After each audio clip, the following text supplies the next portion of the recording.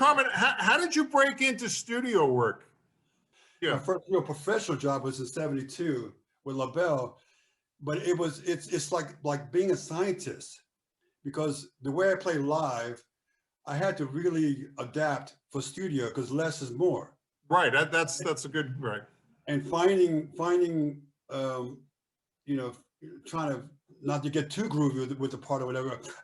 You have to have a really great producer or an engineer say, hey, maybe we can do this part here, all that lets you let you be creative. That was a bit tricky part because that took me a while because I'm such a live player. I love having the freedom of being Tim Bogart or being Jack Bruce or being Puerto Rican or something, whatever it is. You know, combination of all of it. And but the studio was what I found out as a kid. It was very restricting, and I had to really be patient and understand it. But I got a really good schooling early on in '75 from Alan Toussaint. Yes. Who taught me the thing less is more, which I couldn't figure out what the hell that meant because we were New York players. Right. We were coming down to do a LaBelle album, the second LaBelle album that it was in a series of after Lady Marmalade, the second album, Chameleon album, I think it is. Yep. And it was Phoenix album.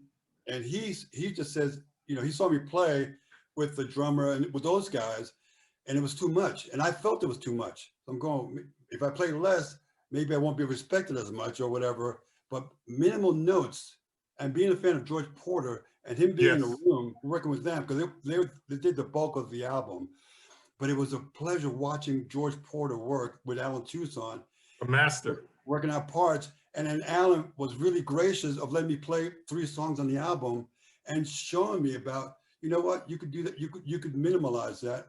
And I'm going, yeah, what do I do? He says, don't play. I went, huh? He said, don't play any more than you have to. Listen to the other guys.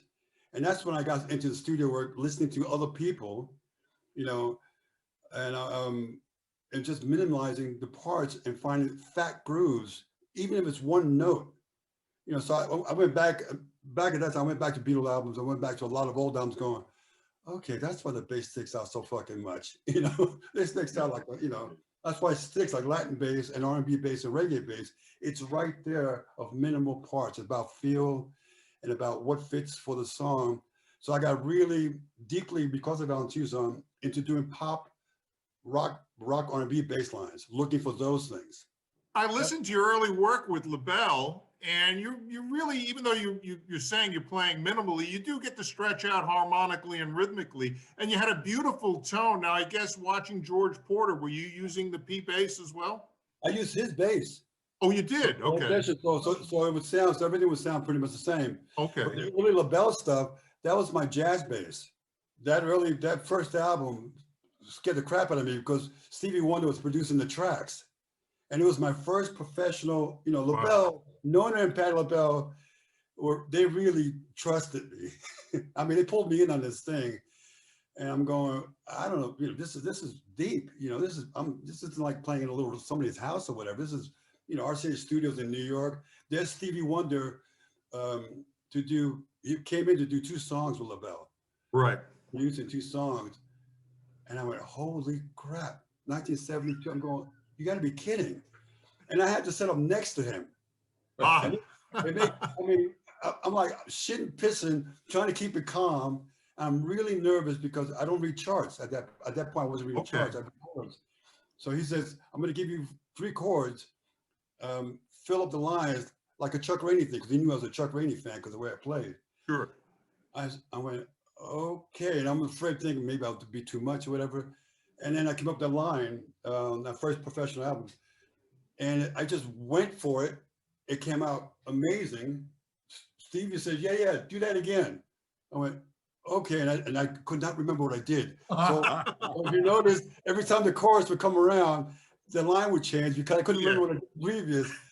But back then, bass players had a lot of liberty. Yes, they did. Chuck Rainey, James Jameson, because that was a real, growing up, listening to those guys lead the way. And it was a beautiful having a lead bass with the vocals like Paul McCartney would do. Yeah. The Beatles. And it was just something beautiful about like a cello that had that kind of tone. And yeah, I got away with some good, but I didn't really get away with it. I just, they actually went, yeah, that's cool, leave it.